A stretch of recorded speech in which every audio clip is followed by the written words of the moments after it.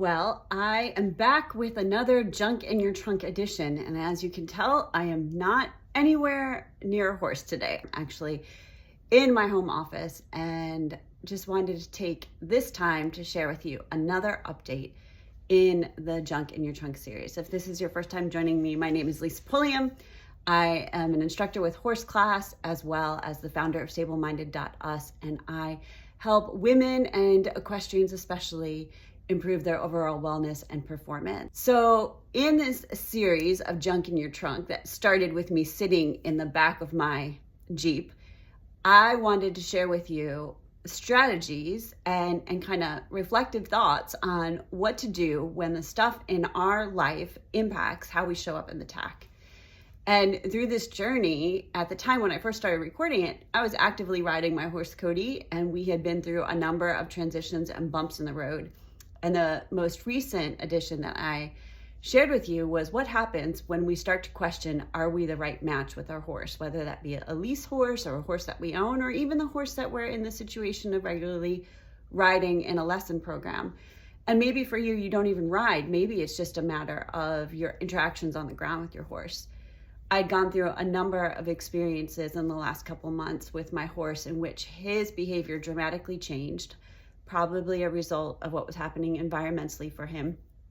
And his change changed me, and my interactions with him brought up a lot of fear in me. And so I have been working through that that's about 6 weeks now, of what to do when the horse that you're responsible for there's now fear. Can you come through that? Can you move through a situation that elicited fear and rebuild the relationship and rebuild the trust? Or is that a situation where you have to decide we need to part ways? And I think it's really interesting how this is true in our personal relationships, like where there's been a betrayal, where there's been a breach of trust.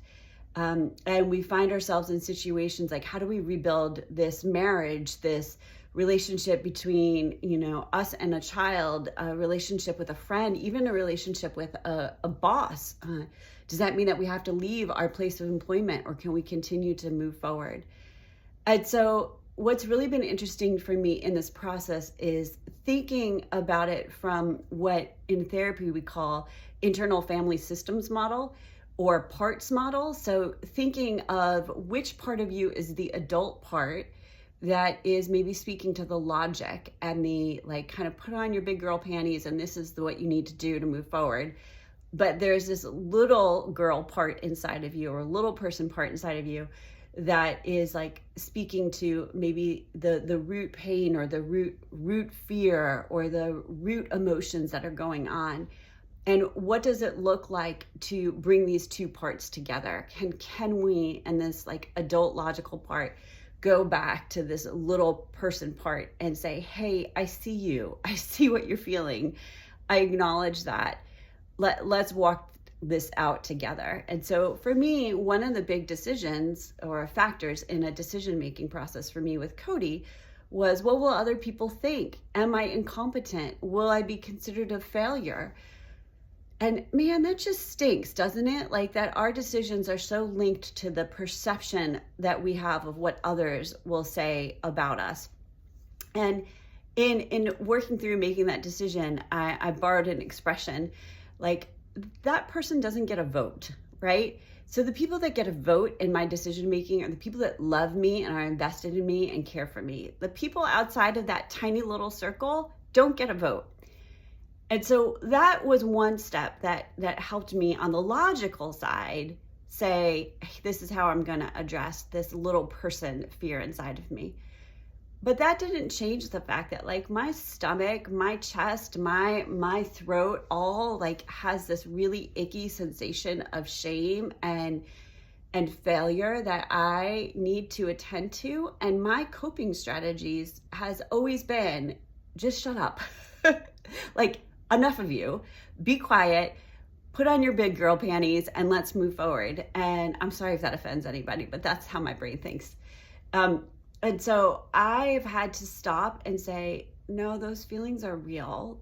And there have been significant times in my life where there was a wounding in that little girl, and she made a vow that that would never happen again, rather than just expressing that as a normal emotion. And so I've really been surrounding myself with people and practicing this idea of like, hey, it's okay to feel sad. It's okay to grieve that this is where you're at, and this is the situation with your horse. And it's okay to accept your limits, which might be another video, is accepting limitations.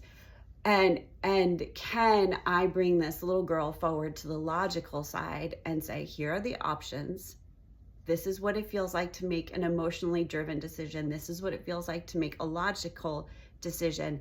And this is what it looks like to bring these two things together under like the wisdom and support and guidance of those around me who do get a vote, who get to speak into this situation. So I hope that strategy helps you begin to parse out that internal turmoil that you feel, that conflict between the adult and the little person inside of you, and give you kind of that grace to be able to say, whoa, wait a minute, there are too many voices. I'm going to get a little clarity on this before I decide what to do.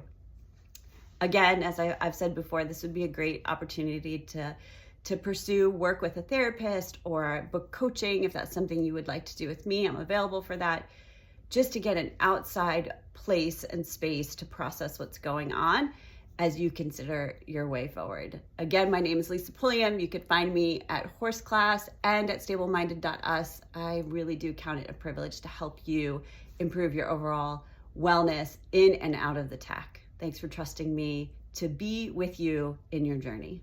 See you next time.